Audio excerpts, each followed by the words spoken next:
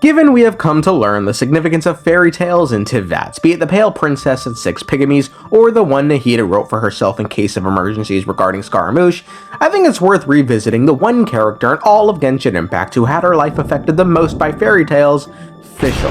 Fischl is a brilliant investigator in the Adventurers Guild in Mondstadt. However, this title alone is little excuse for some of her mysteries. For instance, what exactly is Oz? Oz gives us some insight into the matter himself. Some people address her by other names, but to me, the one who gave me life and bestowed my powers upon me is Fischl, and none other. All things considered, Fischl is the name that most aptly captures her identity. Seriously, don't call her anything else or— Oh, how one's royal ears do burn. Pray tell, what is the matter which you discuss so furtively? Midnight Phantasmagoria, mein Fräulein, and the majesty of the Varutalong name. But I don't know. This doesn't really answer the most important questions, such as how is he capable of speech and autonomy? For instance, Farina has summons of her own, but these little guys are like, they're brain damaged. And just attack everything in sight. They don't speak, they don't do anything, they just attack. Oz is much different in this regard. He's closer to something like Paimon, if nothing else, and bears an eerie resemblance to the great Thunderbird, which was named by her. Who she is isn't known. Furthermore, Oz is also apparently capable of just flying from Mondstadt to Inazuma somehow by himself, like the time he did this to give Fischl Sakura blooms, which she then gave to us for her birthday. I'm still trying to work out that logic.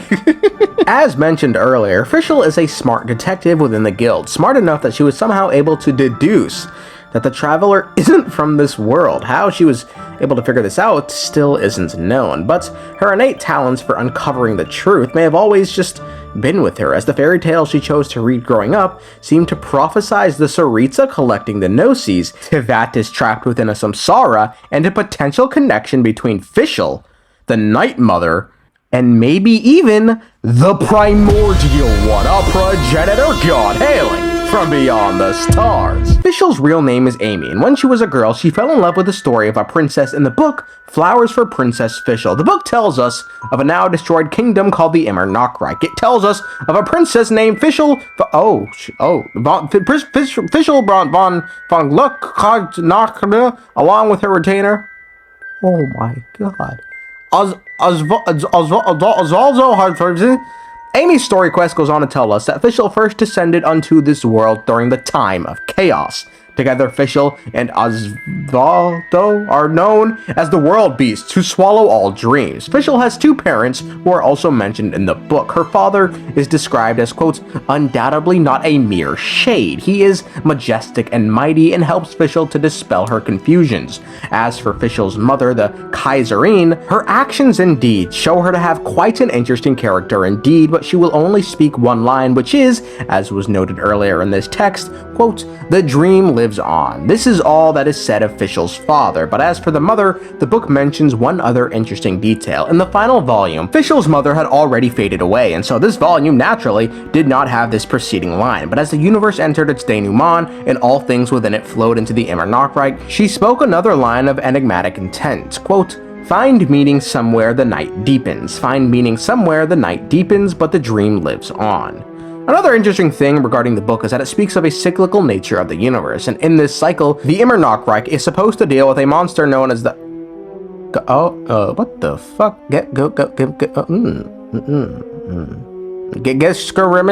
Work, which is incredibly powerful, boasting a power level of 30. For reference, Fischl has a power level of 10, and Osvaldo has one of 13. Further reinforcing the idea of a cyclical universe is Fischl's story, which states, quote, every good, bright, and noble thing must eventually fall to inexorable entropic destruction, and the final destination of the universe is this realm in waiting of the Prinzessin Immernachtreich. This is the fate of all worlds, of the universe, and all who live in it. At the very end, at the end of karma itself, she will grant all the gathered souls her benediction, and use her thundering retribution to cleanse all that is ugly and wicked.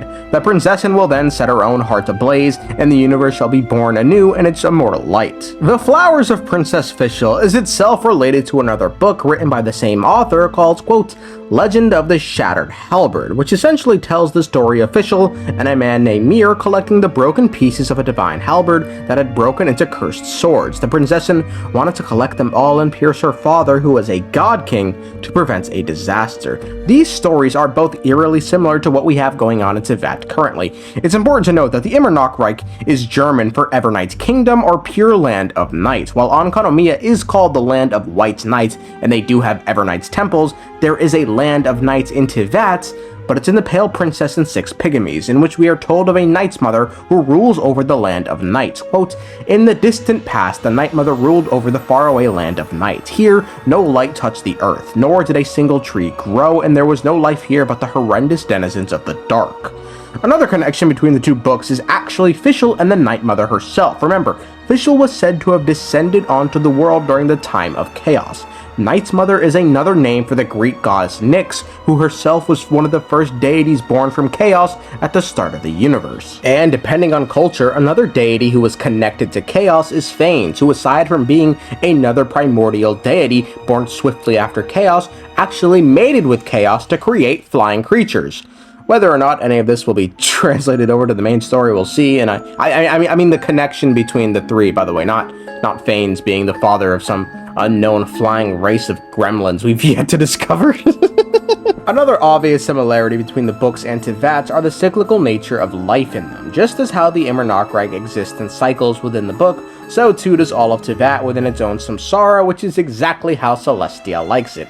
Quote, "At the end of a cycle, the earth shall be renewed. Thus, eternity is cyclical." Fischl's story itself states, quote, "Every good, bright, and noble thing must eventually fall to inexorable entropic destruction." And hell, even Zhongli echoes the same sentiment. Even without a god above, this remains a nation of men. I was once their god. I ought to be here to witness their rise and fall. Finally, the most obvious connection you can draw between the fairy tales and Teyvat is in the legend of the Shattered Halberd, which is very similar to what's going on right now. Fischl and Mir were collecting broken pieces of something that was once whole to challenge the God King. In Teyvat, the Cryo Archon is collecting broken pieces of something that was once whole to challenge the heavenly principles.